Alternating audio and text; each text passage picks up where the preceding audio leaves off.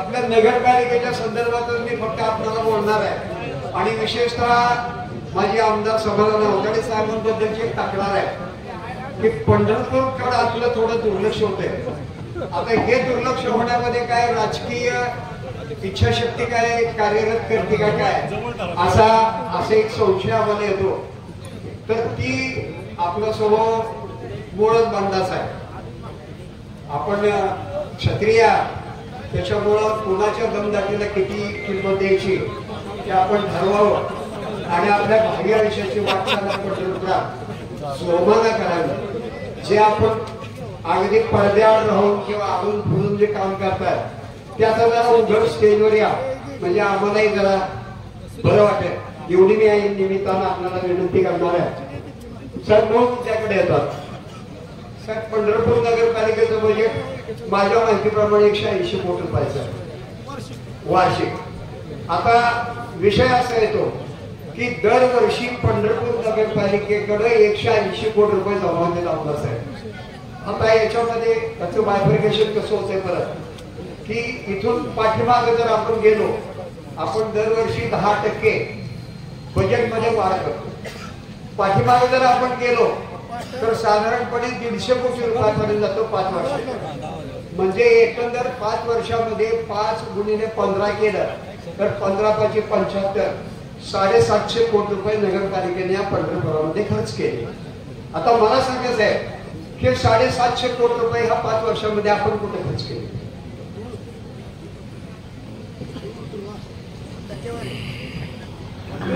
बोलू म्हणजे अरे जरूर बोला तुमचा अधिकार. परत 180 कोटीची तुम्ही द्या. 180 कोटी कसं झालं याबद्दल मनापासून धन्यवाद. तुम्ही आमचं अभिनंदन सगळ्यांचं आमदारांचं केलं त्याबद्दल तुमचं मनापासून धन्यवाद. की आमच्या कामाची कुणीतरी इथं दखल घेतली. एवढ्या वेळा बसतोय त्याबद्दल मनापासून धन्यवाद दादा. आता तुमचा आशीर्वाद आमच्या पाठीशी राहू द्या. पण तुम्ही म्हणजे आता बोलता बोलता तुम्ही बोलला की पंढरपूर मध्ये लक्ष नाही असं नाही. 100% माझं लक्ष आहे. प्रत्येक पंढरपूर शहराच्या गल्लीबोळातून प्रत्येक ठिकाणी काम चालू करणारा हा पहिलाच आमदार तुमच्याकडे तुम्हाला लाभला आहे. आणि तुम्ही माझं जर लक्ष नसतं तर ही गल्लीबोळातली कामं त्या ठिकाणी झाली नसती. आणि परत तुम्ही म्हणला की पुन्हा जर दबावाखाली ही ते आपण बोलत आला. पण मला काय वाटतंय दादा दबावाखाली वगैरे येऊ शकतोय का नाही येऊ शकतोय हे तुम्हाला नक्की लक्षात येतंय. क्लिअर झालं. पण मला अजून एक कळलं ना दादा की तिकीट मागायला तुम्ही जाता त्यांना घेऊन.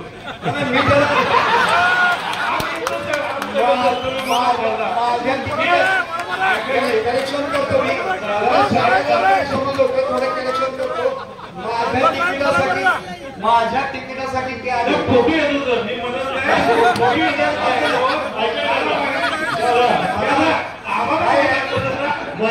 महत्वाचं काय मुद्दा का महत्वाचं ह्यांचं निवडत लक्ष आहे आणि दबाव नाही. ही अधोरेखित फक्त करा विषय असे आता. आणि ह्यांनी काम करतायत म्हणजे मागच्या काही काळात काम झालं नव्हतं हे देखील अधोरेखित झालं. 180 कोटी बरोबर ना. जे म्हणाले बरोबर आहे. आपला साधारण बजेट 180 कोटीचा असतो. त्यामध्ये उत्पन्न आणि खर्च असा आपण जमा लेखा करत असतो. त्यात एक विशेष असलेली बाब अशी आहे की जवळपास 65 ते 70 लाख रुपये आपलं दर महिने लाईट बिलसाठी खर्च असतो. आपल्या याच्यामध्ये स्ट्रीट लाईट असतील त्याच्यानंतर आपली जी प्लांट आहे वॉटर ट्रीटमेंट प्लांट आहे सिवेज ट्रीटमेंट प्लांट आहे त्याचं लाईट साधारण 8.5 ते 9 कोटी फक्त आपण लाईट बिल बजेट आपण करताना जर आपण हे ठेवत असतो तेवढा खर्च होतोच असं नाही. कधी कधी जास्त मोठा मोठी 180 सर याच्यामध्ये त्याच्यामध्ये पगार साधारण आपला एक बोलबोल उत्तर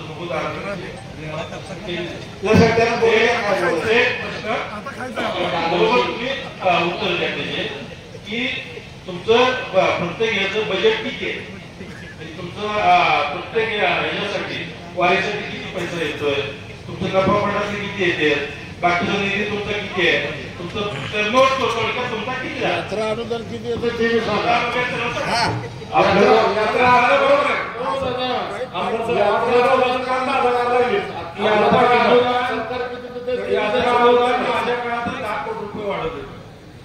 मुख्यमंत्र्यांना भांडवल आमदार साहेब आणि नगरपालिकेत नाही, प्रत्येक पालखी निघाल्यापासून प्रत्येक ग्रामपंचायतला तो सुद्धा निधी वाढवून देण्याचं काम माननीय मुख्यमंत्री महोदय एकनाथ शिंदे साहेबांनी त्यावेळेला केलं. दोघं आणि तुमच्या भांडणाला आता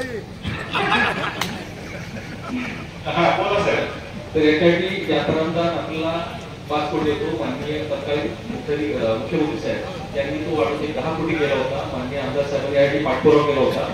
लाईटचं बिल हे साधारण 8.5 ते 9 कोटी येत असतं. पगार असेल किंवा 8.5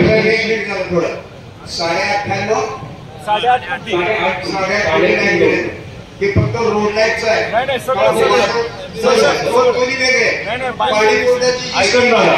त्याचं बिल वेगळं आणि रोड ऐका ना, त्यांनी सुरुवातीला सांगितलं सगळं मिळून सर्व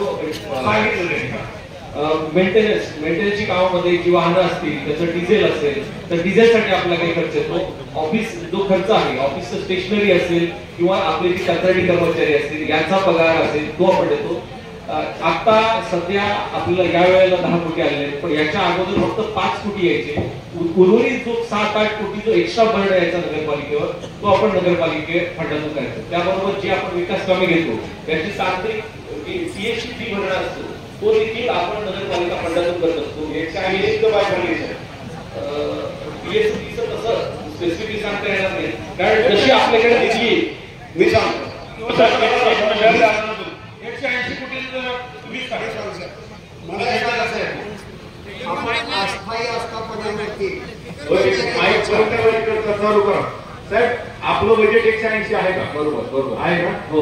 आता तुमच्या आम्ही चुकीचा आकडा त्यांनी कबूल केलं पाहिजे ना.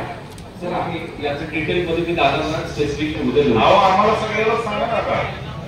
सगळ्याला उत्तर पाहिजे. आमदार आहोत या शहराचे सुपुत्र आहोत, आम्हाला एक समजलं पाहिजे. बरोबर सामान्य जनतेला कळलं पाहिजे.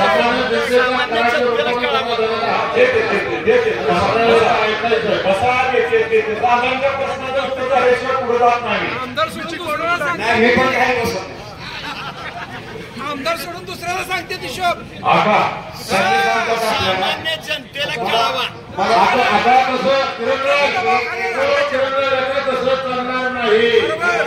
एक मिनिट साहेब, आपण मला एक सांगा, पंढरपूर नगरपालिकेचे माझ्या हिशोबाने 700 कर्मचारी आहेत, बरोबर? तर आपला पंढरपूर नगरपालिकेचा अस्थायी आस्थापनावरती किती टक्के खर्च होतो? अस्थायी आस्थापनेवर साधारण आपल्याला महिन्याला 3.5 कोटी रुपये आपला खर्च असतो. टक्केवारीमध्ये सांगा साहेब. पर्सेंटेज वाईज सर आता 180 ला 1.7 तर आपला 2 ते 2.5% आपला खर्च असेल. हा साहेब, मला एक सांगा आता, आमदार साहेब आपण सगळे जाणकार आहात. भारत सरकारचा, महाराष्ट्र शासनाचा अस्थायी आस्थापनेचा जो खर्च आहे तो मी तुम्हाला सांगायची गरज नाही. आणि पंढरपूर नगरपालिकेला सुवर्ण पदकच द्यायला पाहिजे, कारण पंढरपूर नगरपालिकेचा अस्थायी आस्थापनेचा खर्च फक्त 2.5%. आणि जर पंढरपूर नगरपालिकेचा अस्थायी आस्थापनेचा खर्च जर 2.5% असेल तर पंढरपूर नगरपालिका ही जे आपण नोकर करते मी महिन्यात ते तुमचं चुकलंच आहे. महिन्याचा खर्च 3.5 कोटी पर्यंत. अजून चेंज करा साहेब, अजून चुकीची दुरुस्ती करा. मी अजून नको असतो की याच्यामध्ये सर महिन्याप्रमाणे 3.5 ते 4 कोटी द्यावे. महिन्याला पगार 3.5 कोटी होतो. महिन्यात 3.5 कोटी होतो सर. सर्व कर्मचारी, सफाई कर्मचारी, ऑफिस स्टाफ असेल, लिपिक असतील, याच्या सर्वांचं मिळून 40 कोटी खर्च आपल्याला फक्त याच्यावर. शिक्षण मंडळ पण आहे, बरोबर आहे. वर्षाचा 40 होतोय. तुम्हाला काय आकडा? साधारण पंढरपूर नगरपालिकेचा अस्थायी आस्थापनेचा खर्च 28%. 28% यांच्या अंदाजपत्रकाप्रमाणे 180 कोटी रुपये. आता गंमत अशी आहे साहेब, ह्याच्यात भूल बोल आहे कसं सांगतो तुम्हाला. सर, पंढरपूर नगरपालिकेची घरपट्टी किती गोळा होती? सर आपली 2.5% ना तुम्ही सांगा महिन्याला. महिन्याला 2.5% ऐका, पुढचं बोलतो मी. साधारणपणे पंढरपूर नगरपालिकेत पक्की बांधलेली 12,000 घर आहे. 12,000 घर आहे. आणि 12 ते 15,000 जास्तीच्या, आता नवीन आता ह्या वर्षात झाले असतील. 27 ते 28,000 प्रॉपर्टी आपल्या सर प्रॉपर्टी Property आहे. आणि दुकान व्यवसायिक हो हो हे बरोबर आहे तुमचं. आता एक कळीचा मुद्दा घेत आहे असा की या आपल्या हिशोबाप्रमाणे आपण 15,000 घरे देऊया. त्या 15,000 घरामध्ये प्रत्येक घरामध्ये 4 ते 5 माणसं राहतात. म्हणजे साधारण 70-75,000 लोक या घरामध्ये राहतात. साहेब आता मला एक सांगा, प्रत्येक माणसाला आपण दर डोई पाणी दररोज किती देतो प्यायला? 145 लिटर द्यावं लागतं. 145 लिटर द्यायला पाहिजे. मग साहेब आता या 15,000 घरामध्ये जर रोज 5 माणसं जर धरली तर साधारणपणे 60,000 ते 70,000 या घरामध्ये माणसं राहतात. 1 लाख लोकांच्या नाही होत साहेब. आपण आपली 1 लाखाची स्कीम आहे ना आता. नाही साहेब, माझा मुद्दा पुढे आहे. माझा मुद्दा पुढे आहे.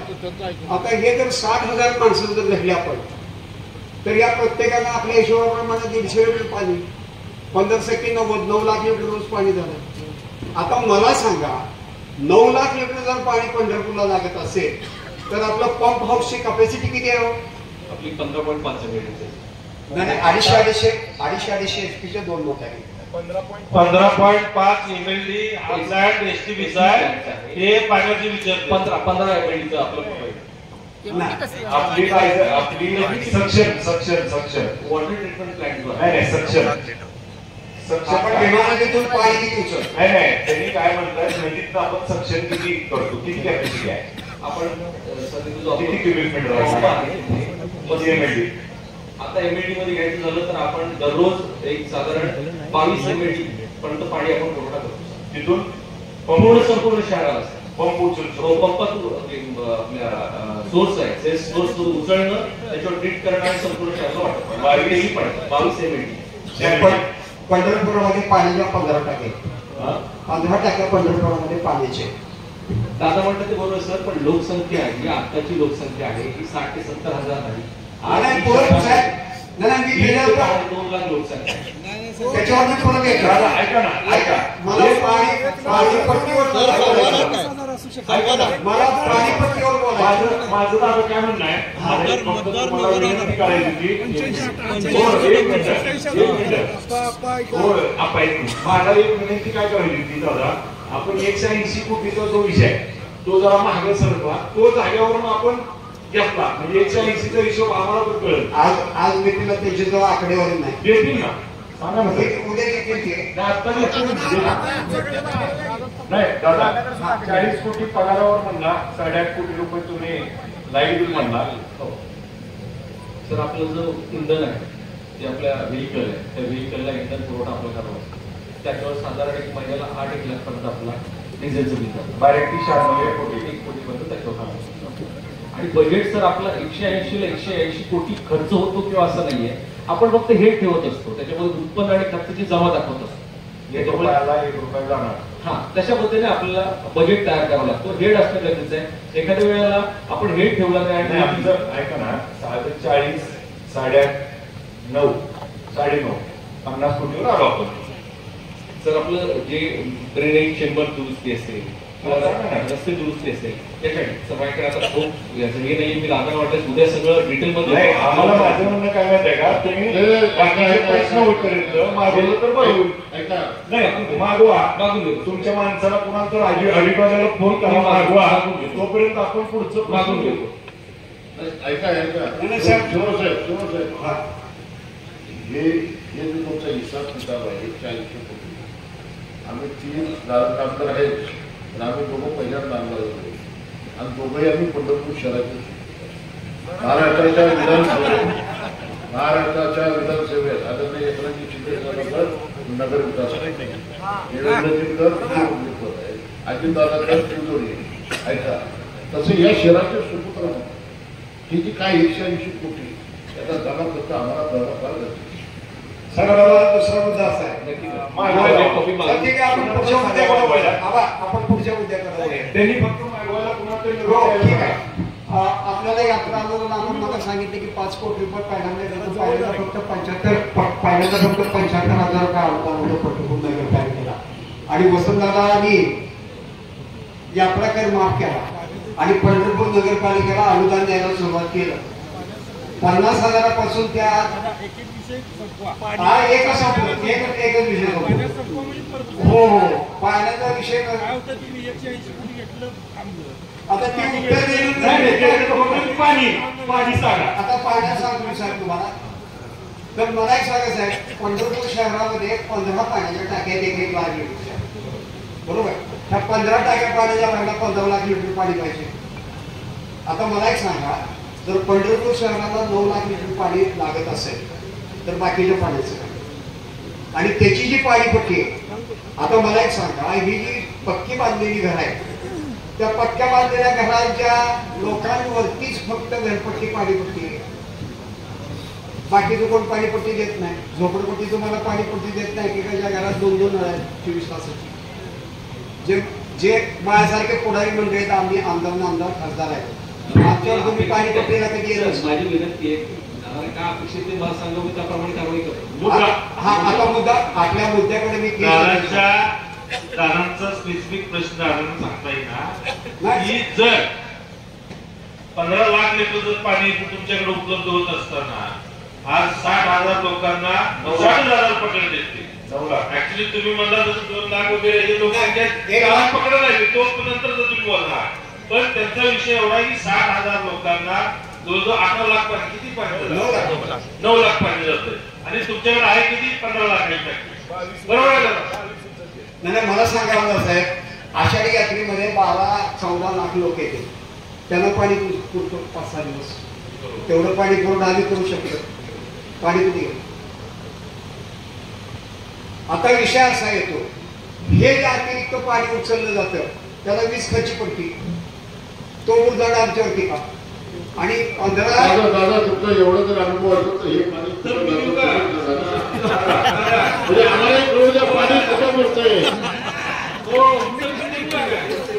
विषय असा आहे की सगळ्यांच्या तालुक्याच्या माहितीसाठी चाललंय की पंढरपूरचे सुद्धा प्रश्न तुमच्यावरून चालले की जिथं तुम्ही रोज येताय ग्लासभर पाणी तुमचं जाताय, त्याची तरी जरा पुढे झाले. विषय असा येतो याच्यामध्ये, हे जे आता जे 12-15 हजार जे घर आहेत, या लोकांवरतीच फक्त पाणीपट्टी बसवली जाते. माझा मुद्दा किती पाणी उचलताय तुम्ही, किती 15 लाख लिटर, त्याची पाणीपट्टी किती जणांवर बसवताय? फक्त 15,000 घरावरती. आमच्यावरती एवढा अन्याय का? आता याच्यामध्ये मार्ग आपलं म्हणणं पाणीपट्टी जास्त आहे का? पाणीपट्टी जास्त, सांगोल्याला पाणी, आता आमदार साहेबांच्या गावात काय बोलायचंय, ही माझंच गाव आहे. एकच मिनिट दादा, आता विषय असा आहे, एकच मिनिट. हा आपण एका गावाला पाणीपट्टी घेतो, आता वाढले 1800 2200 2200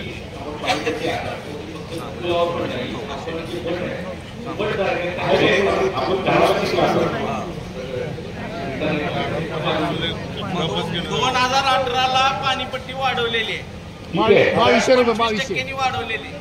2200 असावी, 2200 असावी. 1800 होती ते 2400 केलेली. हा आता हे काहीतरी प्रश्न असेच राहतो. सर आता दुसरा प्रश्न मला फिरावं द्या, तुमच्यासोबत तुम्हाला किती उत्तर हे द्यायची. पण पाणी गढूळ येतंय. पंढरपूर नगरपालिका हिरवं पाणी. एक मिनिट एक मिनिट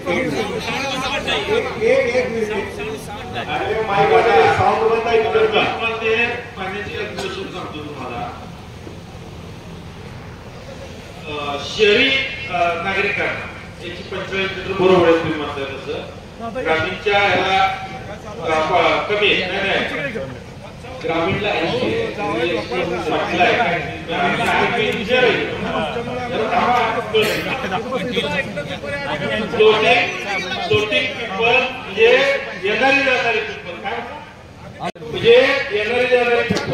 लोक शहरी आणि निमशहरी लोक याची क्वांटिटी असते 145 लिटर ती शहरी लोकांना. आपण निमशहरी मध्ये पोहोचतो आणि निमशहरी आणि फ्लोटिंग पेपर म्हणजे आपल्याला जी वारकरी येणार आहे, जाणार आहे, 2-3 दिवस राहून जी जाणार आहे, अशा संख्येची काउंट करून त्या ठिकाणी त्या पाण्याचा हिशोब होतो. आणि त्या पाण्याचा हिशोब करून तुम्ही म्हणताय तो विषय अत्यंत गंभीर आहे. मी हा विषय मागे घेतला होता की दादा ही पाण्याची कमतरता 100% नगरपालिकेच्या अखत्यारीमध्ये जर पाणी ज्यावेळेला वारीच्या वेळेला एक टँकर बोर होतं, त्या टँकरच्या द्वारे आणि जी पंढरपूर शहरामध्ये जी बोर आहे ही बोर परत चालू करतात, ही आता बंद होते आणि त्यावेळेला मोटर वगैरे टाकून ती बोर चालू करतात तुम्ही, त्यामुळं पाण्याची उपलब्धता परत वाढते. परंतु अडचण अशी होते वारीच्या वेळेला जी बोरचं पाणी आहे, ती पाणी शुद्ध आहे किंवा कशा पद्धतीनं हे जरा बघावं लागतं. तर अशा पद्धतीचा पाण्याचा हिशोब माझ्या हिशोबाप्रमाणे आमदार साहेब तुमची 50% माहिती तुम्हाला बरोबर दिली, 50%बद्दल थोडी शासन. ठीक आहे, चला पुढे आता विषय असा येतो की ही जी आमच्या लोकांनी तुम्ही ही पाणीपट्टी बसवत आहे, तर त्याच्यामध्ये बोलते काय आमदार साहेबांना सगळ्यांनाच माझी विनंती आहे की पंढरपूरला या पाणीपट्टीमध्ये सवलत देता येईल का? जर ती देता येत नसेल तर दुसरी विषय असा आहे की जे पंढरपुरामध्ये आपण आता बोलणार की कमीत कमी रोज 25,000 वारकरी पंढरपुरामध्ये येत आहेत, ते प्रत्येकजण पाणी पिल्याशिवाय कोण जात असेल. आता या लोकांची पाणीपट्टी आम्ही 15,000 20,000 जे काय आम्ही धारक आहोत ते भरतोय. तर आमची विनंती आता असं आहे, सरकार दरबारी माझी आपली विनंती आहे की नगरपालिकेतलं जे रॉ वॉटर आपलं दिवा नदीतलं जे रॉ वॉटर नगरपालिका उचलते आणि त्या रॉ वॉटरवरती सरकार चार्ज लावते, तर तेवढा चार्ज माफ झाला तरी वाजला मागणी करतो. हा पुढे नदीचं पाणी जे वाहत जातंय ते नाही, दादा विषय लक्षात आला. पुढचा विषय सांगा. पुढचा विषय असा आहे की आता हा एक विषय झाला, पुढचा विषय आहे पंढरपुरातल्या अतिक्रमणाचा. आम्ही आमची घरदार पाडून रस्ते मोठे केले, त्याच्यात माझी 3-4 घरे गेली. पहिल्यांदा मी माझाच पत्र काढला, मी अध्यक्ष असताना. त्याच्यानंतर औदुंबर पाटोदा नानासाहेब डोंगरेचा आम्ही पहिल्यांदा पत्रिका काढली. आता कुठला विषय? आता तोच विषय की सगळे रस्ते मोठे तुम्ही केले. आज त्या रस्त्याची हालत काय आहे? प्रत्येक ठिकाणी गाडा, त्याच्या पुढे मोटरसायकल आणि त्याच्या पुढे सायकल.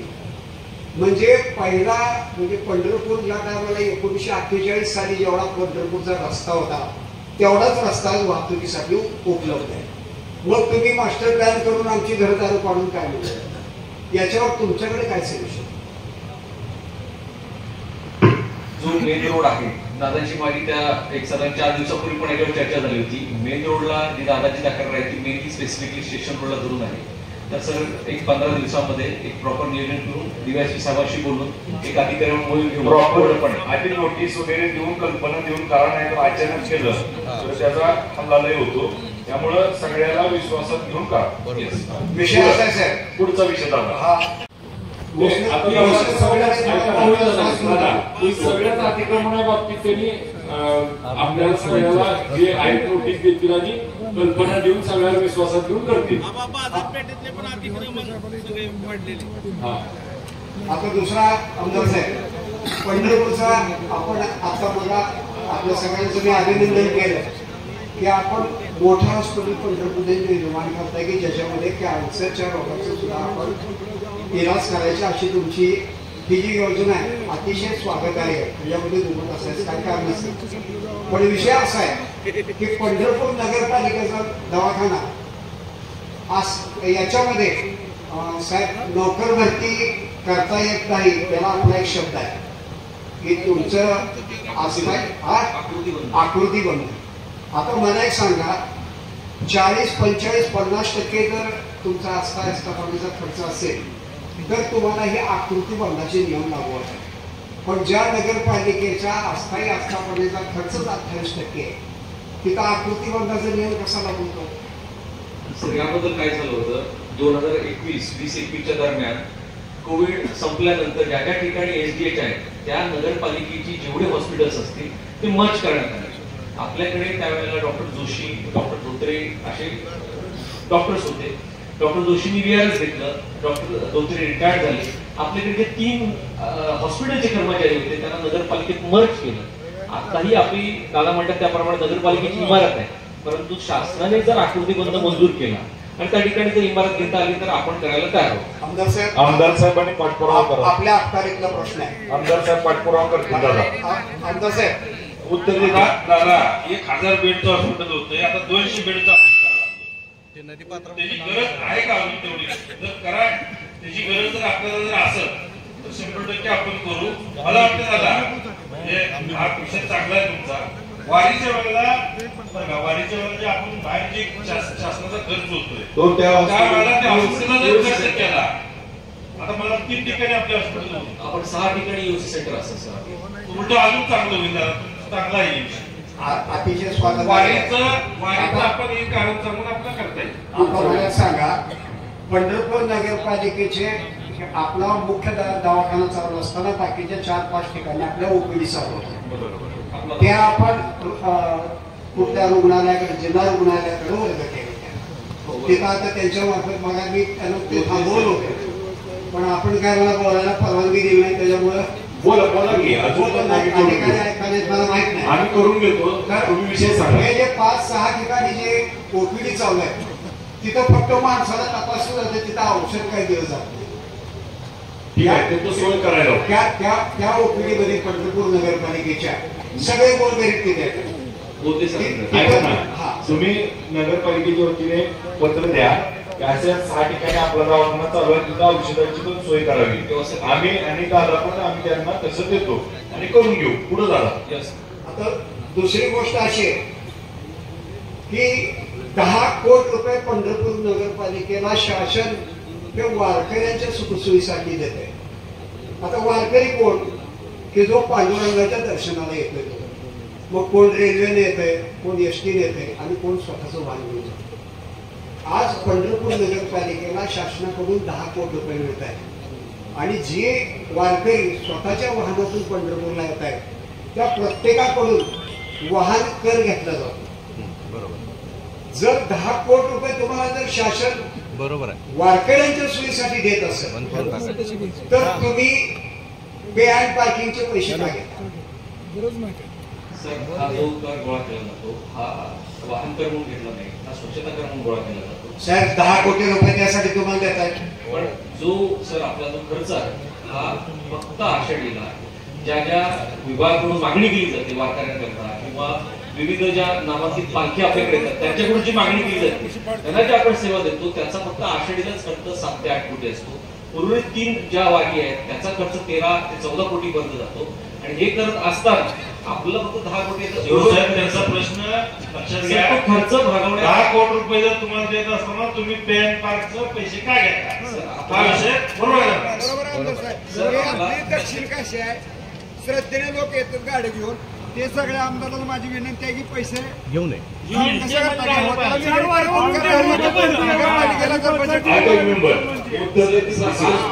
निधीचा वापर हा नगरपालिकेची सेवा दिली आहे त्या करताच केला जातो आणि ही एकमेव अशी नगरपालिका नाही की ज्या ठिकाणी टॅक्स गोळा घेतो. आपण कोकणात कुठे गेलं कुठलेही तीर्थक्षेत्र असेल त्या ठिकाणी देखील पार्किंग हा म्हणजे दादांनी आता 5 10 केले 20 करून आणावं लागेल.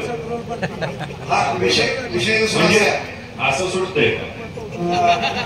वारीच्या खर्चाबद्दल आपण बोलूया. वारीच्या खर्चाबद्दल बोलूया. आपण वारीसाठी म्हणून बाहेर किती कामगार मागवतो असतो. सर, आपण स्पेसिफिकली आषाढी आणि कार्तिकी वारी करता 10 दिवसाकरता आपण एक्स्ट्रा लेबर एक साधारण 900 ते 1000 आपण लेबर घेत असतो. जे टॉयलेट्स आहेत हे 1800 पर्यंत टॉयलेट्स आपण विविध ठिकाणी लावत असतो. पाण्याचे टँकर्स असतात त्याची व्यवस्था करतो. एक्स्ट्रा लाईट असेल, जेवणाची व्यवस्था, बाहेर येणाऱ्या गाडी असेल. त्यांचा प्रश्न तुमचा प्रश्न काय दादा? माझा प्रश्न एवढाच आहे की तुम्ही जे आता 10 कोटी रुपये खर्चाचं जे बजेट सांगितलं माझ्या माहितीप्रमाणे ते काही योग्य नाही. 7 कोटी सांगितलं. 7 कोटी फक्त आषाढी. विषय असा येतोय की वारकऱ्यांच्या जे वाहन आहेत त्यांच्याकडून जे तुम्ही 50, 60, 70 आणि सर काय आहे दुसरी बाजूला आपल्याला सांगायची वाटते की शिवजयंतीला आम्हाला मोठा कार्यक्रम घ्यावा. 3 दिवस कार्यक्रम झाला. अतिशय सुंदर सुरेख कार्यक्रम झाला. आपल्याला सगळ्यांनाच माहिती आहे. कार्यक्रमाला गडबड झाली म्हणून मी गाडी आईल्या पुतळ्याजवळ लावली. पावती मला पळत आला. गाडी त्याला आवाज नाही म्हणला लावली की तुम्हाला पावती द्यावं लागेल. मी म्हणलेला का मी सुभाष भोसले नगराध्यक्ष पंचायतीचा अध्यक्ष आहे. ऐकलं नाही माझं काय. म्हणली गाडीची चावी घे, मी तेवढा शिवजयंतीचा कार्यक्रम करून माघारी येतो, मग तुला काय असेल तर तुझे पैसे देतो. पंढरपूर नागरिकाकडून सुद्धा पे आणि पार्किंगचे पैसे घेतले जाते ही साहेब अभिमानाची गोष्ट आहे. नाही ठीक आहे, हे तुमच्या गावाला कसं भांडण झालं, तुम्ही सूचना दिल्या त्यांनी ऐकल्या, कसं भांडण छान. दादा एक शिवसाहेब, आपण पार्किंगचा कर किती गोळा होतोय? आपण प्रति वाहन 50 रुपये टॅक्स गोळा. टोटल वर्ष टेंडर दिलं जातं, टेंडर दिलं जातं अंदाज आहे, टेंडर दिलं जातं, टेंडर आपल्या नगरपालिकेला पैसे किती मिळतात? 1,10,00,000 फक्त 1,10,00,000. तुम्हाला 1,10,00,000 मी वाढवून द्यायला होतो. साहेब याच्यामुळे पर्यटन वाढत नाही, याच्यामुळे पर्यटन वाढत नाही. हे पंढरपूर नागरिक हे दोन पद्धतीचा टॅक्स देतात. एक नगरपालिकेचा टॅक्स आणि तहसीलदार साहेबांचा टॅक्स. या जिजिया करातून आमची मुक्तता कधी काय एका गुन्ह्याला 2 शिक्षा. वरच्या भागातला बरोबर आहे. नगरपालिका येते आणि आता नक्षामध्ये आता काम चालू केलंय. भूमी अभिलेखचं काम सध्या चालू आहे. त्याचं काम पूर्ण झाल्यानंतर ती एक कर दोन्हीपैकी कर होईल. त्याची काय काळजी करू, त्याचा आम्ही लगेच होऊन जाईल. पण पाठपुरावा करतोय, त्याचं मोजणी झाल्याशिवाय होत नाही. पुढचा विषय झाला आता तुम्हाला गडबड झाली नाही, गडबड नाही. अजूनपर्यंत विषय मागणं बनवून दिली मला. हो, मला काय अडचण नाही, पण मागच बनवून दिली. आमचे प्रश्न येणार की तुमचा भाव संपल्याशिवाय उतरत नाही. माझा पण राहिला सकाळी. साहेब, पंढरपूर शहरामध्ये बांधकाम परवाने घेताना तुम्ही तेवढा दम दिला बघा त्यांना. बांधकाम परवान्याच्या जवळजवळ मला वाटतं 5% 7% रक्कम तुम्ही घेताय. जो बांधकामाचा बरं का अंदाज साहेब, आपण स्वतः इंजिनियर आहात, जेवढ्या किमतीचं बांधकाम आहे त्याच्यापैकी 7% पहिल्यांदाच नगरपालिका घेते, त्याशिवाय बांधकाम परवानाच देत नाही. आता विषय असा आहे की याच्यापैकी 4.5-5% जे कर्मचारी आहेत त्यांच्यासाठी राखीव निधी तुम्ही घेताय. बांधकामाच्या क्षेत्रातले जे कर्मचारी आहेत त्यांच्या मुलासाठी तुम्ही 5% राखीव निधी घेताय. आता विषय असा आहे की हा जो आम्ही 5% तुम्हाला जी द्यायची ते कामगार का आमच्या कामावर कधीच येत नाही. माझ्या कामावर ते काय कधी पाणी मारत नाही किंवा माझी काय सवय राखत बसत नाही, काहीच करत नाही. हे आम्ही का द्यायची? एबीसी रूल असेल, नियम ठरलेले असतात युडीसी त्याप्रमाणे तो यांचा विषय नाही. आता मी काय झालं, सॉफ्टवेअर झालं दादा एबीसी रूलचं, ते सॉफ्टवेअरला टाकलं की ऑटोमॅटिक येते, त्यांच्या हातातच विषय नव्हतो, त्यामुळे ते काय उत्तर देऊ शकणार नाही. साहेब, सॉफ्टवेअरला फीड कोणी ब्रह्मदेवाने केलं नाही, टॅक्स रूल लावलाय तो नाही, अर्बन शहराला तो एबीसी रूल आहे, तोच आहे ना विषय.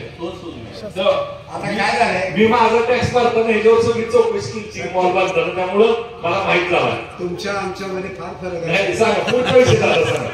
कुठे इंद्राचा नाही, पुढचा विषय झाला, सांगा. काय बोलणार पाऊस आहे आपल्याकडे, पुढचा विषय झाला. द्यायला राजा असू बसलाय, मी लोक तरी काम होतो, सगळा ड्रेसेस मागतो ह्यांच्याकडे द्यायचं आपल्याला. हा सरकारकडे आहे, सांगा. लक्ष्मी पुत्र आहे.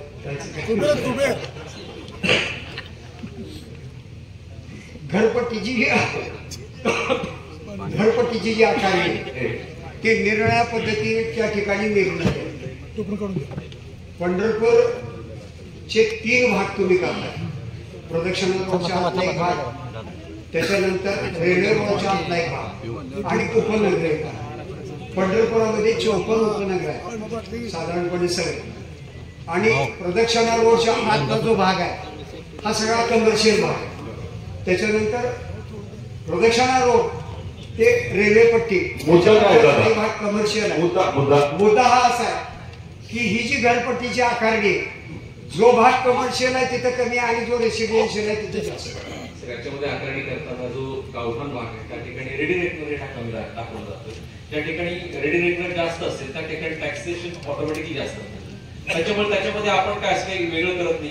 रेडी रेट जागेचं ज्या ठिकाणी असेल त्याच्यानुसार त्याचं टॅक्सेशन ठरवलं जातं. आणि ती पंढरपूर येथे कॅफेमध्ये हुक्का पार्लर चालवलं जात आहे. त्यांना विचारलं असता त्यांनी सांगतात की पंढरपूर शहर पोलीस स्टेशनला आमचा हक्क आहे, तरी आमच्यावर कोणी कारवाई करू शकत नाही, तर त्यावर कारवाई व्हावी. माणसाने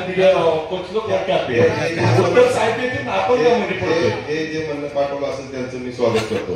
मी जबाबदारीने सांगतो की असा काही प्रकार नाही आणि कॅफेमध्ये विशेषतः अल्पवयीन मुलींचा सहभाग असतो, त्याच्यामुळे कुठलाही पोलीसवाला त्या फांद्यात पडणार नाही. जबाबदारीची गोष्ट ही आणि त्याच्यामुळे मी जबाबदारी सांगतो. असं कोणी असेल तर मला निनावी फोन करा किंवा कसा फोन करा, माझे डेफिनेटली या क्षणापासून कारवाई करा. ऐका ना, कॅफेमध्ये हुक्का पार्लर चालू आहे का? डेफिनेटली नाही, माझ्या माहितीपर्यंत नाही. माझ्या माहितीपर्यंत असेल तर बघतो. ऐका, तुम्हाला नावं देतो, त्यांनी नावं दिले, मी जाहीर सांगत नाही, पण त्यांच्यावर जाऊन तपासून त्यांच्यावर असेल तर कारवाई करा. निश्चित कारवाई. दादा पुढचे साहेब, पंढरपूर नगरपालिकेच्या प्राथमिक शाळेच्या संदर्भामध्ये शिवसाहेब आपल्याला काय त्याची आधीची कल्पना आहे? पंढरपूर नगरपालिकेच्या प्राथमिक शाळा किती होत्या वगैरे?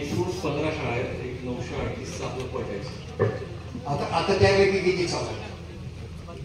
आता सर एक शाळा फक्त आपण शिफ्ट केली, सगळ्या शाळा चालू आहेत. सर मला वाटतं आपण थोडं काय पंढरपूर नगरपालिकेची 4 नंबरची शाळा डाळेगल्लीमध्ये चालत होती, आता लोकमान्य विद्यालयामध्ये चालू. म्हणजे आता याच्यामध्ये विषय असा आहे की या सगळ्या आता जवळजवळ माझ्या माहितीप्रमाणे फक्त 8 शाळा फक्त नगरपालिकेच्या चालू आहे. आपलं शिक्षण मंडळ पडतं. शिक्षण मंडळाचा खर्च माझ्या माहितीप्रमाणे माझ्या टायमाला मी अध्यक्ष असताना 45 लाख रुपये, आता मला वाटतं तो 1,43 लाखावर गेला. म्हणून विषय असा आहे की कुठलाही पंढरपूरचा नागरिक हा म्युन्सिपालिटीच्या शाळेमध्ये स्वतःचा मुलगा पाठवायला तयार नाही. हे जे आता कमर्शियल युग आले त्याच्यामुळे प्रत्येक जण निरनिराळ्या ठिकाणी शिक्षणाला असेल, बाकीचं काही ठिकाणी असेल. आमदार साहेब, पंढरपुरातल्या प्राथमिक शाळा गेल्या 25 वर्षामध्ये आंबेडकरजी मी जाणून प्रयत्न मोठा बोलतोय, पंढरपुरातल्या 25 वर्षामध्ये प्राथमिक शाळा बंद पाडून खाजगी शाळा कशा चालतील ह्याचा प्रयत्न केला गेला आणि त्याचेच परिणाम असा आहे की पंढरपूरच्या शाळा बंद झाल्या. आता विषय असा आहे या प्राथमिक शाळा सुधारण्यासाठी पंढरपूर नगरपालिका काय करणार? 15 शाळा चालू आहेत का? सर आपल्या 15 शाळा चालू आहेत, तर त्या आता जी पट 938चा पट आहे आपल्या 15 शाळा. हो. नाही सर, फक्त लोकमान्य विद्यालय शाळा आहे, तिचा पट संख्या साधारण 338 बाकी सर्व शाळा आहेत 1ली ते 4थी कमी आहे. शाळा नंबर 12 नगरपालिकेच्या शाळेत मी शिकलो. त्यावेळेस आहे का हे काका? आम्ही 4 नंबरला शिकवतो. दादा तुम्ही जी मागणी केली ती बरोबर आहे. समाधान दादा, शाळा नंबर 12 जुना कराड नाका त्या शाळेत माझं शिक्षण झालं. त्यावेळेच्या शाळा खूप दर्जेदार व्यवस्थित होत्या. लोक आज तिथं शिकायला जात होते. आज त्यांनी त्यांची जी व्यक्त केली त्याचा खरी आहे की नगरपालिकेच्या शाळा बघतो, पुण्याच्या शाळा चालू आहे. पंढरपूर नगरपालिकेच्या शाळा सुधारण्यासाठी आपल्याकडे काय स्कीम आहे? सर आपण काय करतो, ज्या ज्या शाळेची मागणी होती त्या शाळेचे पत्रे बदलले असतील, रद्दकाम असेल किंवा नाविन्यपूर्ण योजनेतून आपण डीपीडीसीतून घेत असतो. आमचं म्हणणं असं आहे दादा, ऐका ना दादा, नाही माझं म्हणणं असं आहे, आमचे आमदार साहेब इथं आहेत, त्यांच्या आता दिल्लीत कुठं सरकार आलंय, दिल्लीतल्या सगळ्या बघाव्या आणि दिल्लीतल्या बघाव्या आणि दिल्लीच्या धर्तीवर पंढरपुरात या 15 शाळा कराव्या, म्हणजे जेणेकरून जरा चांगलं शिक्षण आमच्या सगळ्या जनतेला मिळेल. यासाठी आपण पुढाकार घेऊन एक विशेष असा प्रकल्प तुम्ही पाठीमागे राहा, 100% करतो, काळजी करू नका. तुम्हाला आमच्या मागे अधिकारी आहे. आमच्या भाग वेगळा झाला, पण ही चिंताजनक विषय आहे. जर लोकांना आता काय झालंय, एक फॅड असं आलं, मी नगरपालिकेच्या शाळेत शिकलेलो आहे. आबा तुम्ही कॉन्व्हेंटला मी जिल्हा परिषद होतो, तर आम्ही तुम्ही जिल्हा परिषद नगरपालिका या ठिकाणी आपण शिकलोय. पण आता फॅड असं आलं की आपला, मलाही वाटतंय माझा पोरगा इंग्लिश कॉन्व्हेंटला पाहिजे, सीबीएसई पाहिजे किंवा ह्या बोर्डामध्ये पाहिजे. ही एक असे एक फॅड आलेला आहे. पण परिस्थिती अशी हवा मंगळवाडा नगरपालिकेमध्ये दादा मी आवर्जून सांगतोय की जवळजवळ 50-60 पोरं अख्ख्या महाराष्ट्रामध्ये त्या ठिकाणी स्पर्धा परीक्षेमध्ये म्हणजे पहिली 60 मध्ये जी 60 मुलं आहेत ती 60 मुलं मंगळवाडा नगरपालिकेची स्पर्धा परीक्षेमध्ये. तर ह्याची गुणवत्ता एक मिनिट ह्याची गुणवत्ता आपण कम्पेअर करत नाही की तिथल्या शिक्षकांनी नगरपालिकेच्या गुणवत्ता राखून ठेवली. तर आपल्याला सुद्धा त्या ठिकाणी या नगरपालिकेच्या शाळांमध्ये जी दोष ठीक आहे कुठं काय झालं गेलं की जाऊ द्या, पण त्यांना कुठं कमी पडत असत आपल्याला ठीक आहे कुठं बेंच कमी पडत असतील, कुठं त्यांना ई लर्निंग मध्ये कमी पडत असेल किंवा कुठल्या फॅसिलिटी जर आपण जर कमी पडत असेल तर 100% आपण प्रोव्हाइड करू. तुम्ही काय काळजी करू नका पैशाची. आता आपण सांगितलं वर खाली सरकार आपलं आणि शाळा अशा अद्यावत करायच्या. दादा तुमच्या मागण्या तेवढ्या आल्या पाहिजे त्या ज्या शाळा आहेत त्याच्या पाणी तुम्ही उद्यापासून करा. प्रत्येकाचा प्रस्ताव करा किती पैसे लागतील सांगा. काही डीपीडीसीतनं किंवा वर एक्स्ट्रा महाराष्ट्र शासनाच्या निधीतून काय आपल्याला आणता येत असेल तर तोही निधी आपण आणि या शाळेचा दर्जा अत्यंत चांगल्या पद्धतीनं सुधारू. पुढच्या आमसभेला हो तर पुढच्या आमसभेला तर त्या ठिकाणी ही कामं चालू झालेली दिसतील पाहिजे. ऐका हो साहेब थेट आमच्या आमदार साहेबाला सगळं सांगत जावा म्हणजे थेट लक्ष देतील. थेट लक्ष दिलं म्हणजे आमचं सगळं थेट नीट काम होईल. त्यामुळे आमची विनंती आहे जसं मंगळवाड्याची गुणवत्ता सुधारली तशी पंढरपूरच्या गुणवत्तेवर आपण लक्ष देत आहे. धन्यवाद.